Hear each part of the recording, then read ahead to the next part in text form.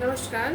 दर्शन की सीरीज़ में आज हम जिस महान विभूति की जो शैक्षिक दर्शन है, उनकी जो दार्शनिक विचारधारा है, जिसका अध्ययन करने का प्रयास करेंगे, वो है महात्मा गांधी, जो हमारे राष्ट्रपिता, बापू और बहुत सारे नामों से हम उनको जानते हैं। उनको महात्मा किसने कहा, उनको बापू किसने कहा, वो किस प्रकार से दक्षिण अफ्रीका में एक जो नस्लभेदी जो कह सकते हैं कि भारतीयों के साथ या जो वहाँ के लोगों के साथ जो बुरा बर्ताव हो रहा था, उसके खिलाफ लड़े।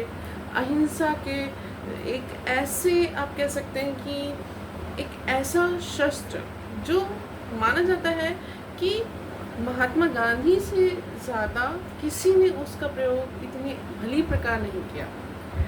कभी न कभी इंसान को नाराज़गी होती है, गुस्सा आता है, वो शस्त्र उठाता है, वो चिल्लाता है, वो गाली गलौज भी दे पाता है। लेकिन एक ऐसा व्यक्तित्व जिसको ट्रेन में बहुत बुरा बर्ताव किया गया, उनको फर्स्ट से थर्ड में फेंका गया, फिर उनको बाहर फेंक दिया गया, या आप कह सकते हैं उनको पीटा गया, या उनको अभद्रता उनके साथ की गई, लेकिन वो मनुष्य डरा नहीं।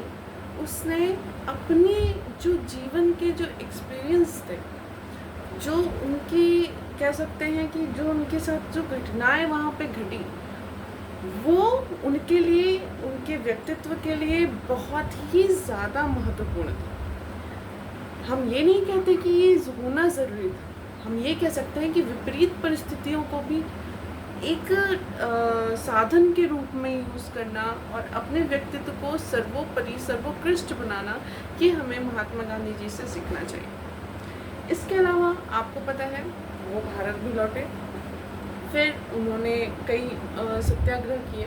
चंपारण से शुरुआत हुई बिहार से, और आप जानते हैं कि भारत छोड़ो आंदोलन तक उनका कैसे क्या स्टैंड रहा। ये क्वेश्चन बहुत ज़्यादा पूछे जाते हैं जीएस के तौर पे कि कब आए, कब गए वहाँ पे दक्षिण अफ्रीका, कब यहाँ पे वापस आए, या आप कह सकते हैं कौन सा पहला उनका सत्याग्रह था, दांडी मार्च हो गया, सविनय अवज्ञा हो गया। ये सारी चीज़ें तो जीएस के पॉइंट ऑफ व्यू से बहुत इंपॉर्टेंट है, पर इसके पीछे जो दार्शनिक विचारधारा है उसको भी हमें जानने का प्रयास करना चाहिए, जो कि कम शब्दों में हम नहीं कह सकते। ये शॉर्ट वीडियो है ये, लेकिन हाँ, कभी विस्तृत तौर पे उनकी जीवनी के बारे में जब हम चर्चा करेंगे तो हम इसको जानने का प्रयास करेंगे कि उन्होंने किस प्रकार से अपने जीवन की एक एक क्षण को अपनी उत्कृष्टता के लिए समर्पित कर दिया, चाहे उनके साथ जो भी हुआ। कैसे उन्होंने ब्रह्मचर्य, विवाह के पश्चात भी किस प्रकार से ब्रह्मचर्य धारण किया, किस प्रकार से उन्होंने जो चीज़ें जिससे कही उसको खुद पे लागू की, किस प्रकार से वो अहिंसावादी हुए, किस प्रकार से उन्होंने लोगों को आत्मनिर्भर बनाया, चाहे दांडी यात्रा हो नमक के लिए, या खादी वाले से अपने वस्त्र बनाने की बात हो, या अनशन की बात हो, कई कई महीनों, कई कई दिन वो अनशन करते रह जाते थे, और किस प्रकार लोगों को जागरूक करते थे, किस प्रकार सविनय अवज्ञा मतलब किस प्रकार से लोगों को अपोज करने के लिए उन्होंने कहा, शांतिपूर्वक रूप से जेल भी गए कई बार, कई वर्षों की उनको सज़ा भी हुई, बीमार होने के कारण वो बाहर भी आए, और जेल में ही उन्होंने क्या किया, अपनी पत्नी को, अपने विशेष सचिव को खो दिया। तो इतना संघर्ष, इसलिए आज उनको पूजा जाता है। उसके बारे में हम विस्तृत रूप से किसी ने अन्य वीडियो में चर्चा करेंगे, लेकिन हम उनकी दार्शनिक विचारधारा को जानने से पहले उनके जीवन को जानना हमारे लिए इम्पोर्टेंट था, इसलिए हमने इस बात पे चर्चा की।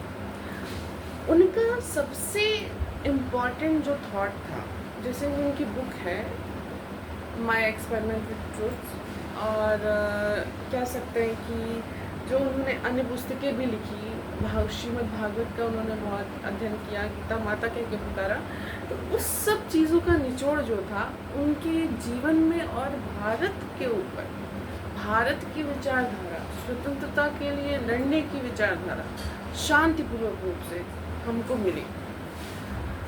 यहाँ पर सबसे इम्पोर्टेंट था सत्य। सत्य इसलिए जैसे कि आदर्शवाद में होता है दर्शन के अंतर्गत, तो सत्य ईश्वर स्वरूप है जिसका मार्ग प्रेम है, ये महात्मा गांधी का मानना है। सत्य ही ईश्वर है, हमें सत्य का ही साथ देना है और सत्य ही परम सत्य मतलब हमारा लक्ष्य है, जिसको जानना, जिसको प्राप्त करना ही हमारा ध्येय होना चाहिए। तो यहाँ सबसे इम्पोर्टेंट अगर महात्मा गांधी जी के अनुरूप देखें तो सत्य था, जो कि ईश्वर का स्वरूप है। दूसरा इम्पोर्टेंट पॉइंट इनका था अहिंसा। ये भी शिक्षा में भी इस सब चीज़ों को इन्होंने इंक्लूड किया। तो अहिंसा जो था, अहिंसा में पहले तो जैसे मांस, मदिरा, स्त्रियों के साथ कुछ भी गलत करना, तो ये सारी चीज़ों को परहेज करने का, क्योंकि उन्होंने प्रतिज्ञा ली थी अपने माता के सामने। और इसके अलावा संतुष्ट रहना, किसी के प्रति हिंसा न करना, किसी के साथ विवाद न करना, किसी को अपशब्द नहीं कहना, किसी के प्रति गलत विचार नहीं रखना, मानसिक रूप से, शारीरिक रूप से, आध्यात्मिक रूप से अहिंसा इनका मूल उद्देश्य रहा। और ये सादा जीवन, उच्च विचार, आपको पता ही है, इनका जो जीवन था, इनका जो आचरण था, वो एक आदर्श आचरण था, जिसको हमें जानने की और समझने की आवश्यकता वर्तमान परिदृश्य में है। जो हम आजकल दिखावे के पीछे, कपड़ों के पीछे और खाने के पीछे, हर चीज़ के पीछे किसी न किसी का क्रेज़ होता है, उससे ऊपर उठने की बात यहाँ पे है, अगर हम इनके व्यक्तित्व को अपने में डालने का प्रयास करेंगे। इसके बाद नेक्स्ट इनका पॉइंट है स्वावलंबन। अब देखिए, कोई कहेगा कि ये अहिंसा करना डरपोक होना है, तो नहीं। उन्होंने कहा अगर हमको डरपोक होने और हिंसा करने में, दोनों में अगर हमको चूज़ करना है, तो हमारा सबसे इम्पॉर्टेंट चीज़ ये होगा स्टैंड कि हम हिंसा करेंगे। मतलब यहाँ पे निर्भयता की बात की, साथ ही साथ स्वावलंबन की बात की। स्वावलंबन में उन्होंने हस्तशिल्प की बात की, बच्चों के लिए, छोटे बच्चों से इन्होंने स्टार्ट किया। इसके अलावा इन्होंने आत्मनिर्भर बनने के लिए और जो तात्कालिक शिक्षा था, हमारी ज़रूरतों से मुक्ति के लिए, इसके अलावा उद्योग केंद्रित होने के लिए इन्होंने प्रोत्साहित किया। इसके बाद आती है निर्भयता। तो जिस प्रकार से निर्भयता से सत्याग्रह किया, अनुशासन किस प्रकार से आदर्श अनुशासन स्थापित करके दूसरों को प्रेरित करना, प्रेम पूर्वक उनको अनुशासित करना, साथ ही साथ स्वतंत्रता में त्रुटि की स्वतंत्रता, इतनी स्वतंत्रता होनी चाहिए कि हम त्रुटि कर सकें, ये भी इनका मानना था। अगला पॉइंट है इनका आत्मज्ञान। तो जैसा कि इन सत्य ही ईश्वर है और हम ईश्वर के ही अंश हैं, और यही आत्मज्ञान जो भागवत गीता में है, उसको अगर आप भागवत गीता का अध्ययन करेंगे तो गांधी जी ने उसको अपने जीवन में पूर्णतः उतारा था। इसके बाद जागरूक रहना, स्व को जानना, आत्मबल, धार्मिकता, स्वाध्याय और संस्कृति साहित्य के प्रति हमारी जो विनम्रता है, हमारा जो झुकाव है, ये बहुत इम्पोर्टेंट है। इसके अलावा इनके दर्शन को 2 पॉइंट्स में रखा जाता है, आदर्शवाद और प्रयोजनवाद। आदर्शवाद जो इनका सत्य ही ईश्वर है, यह सत्य ही हमारा परम लक्ष्य है, और प्रयोजन जो इन्होंने स्वावलंबन और मतलब आत्मनिर्भरता की बात कही, इसलिए। तो इसमें ब्रह्मचर्य, नैतिक, अनुशासित, विनयी, आत्मनिर्भर, सहिष्णु, सामंजस्यपूर्ण, सर्वोदय। अनुशासन क्या है? प्रेम पूर्वक। इसके अलावा विद्यालय सामुदायिक जीवन का केंद्र है। जैसे कि प्रयोजनवाद में माना जाता है समाज, वैसे इन्होंने माना कि विद्यालय सामुदायिक जीवन का केंद्र है, और किस प्रकार से इन्होंने शिक्षा को भी आगे बढ़ाने का काम किया।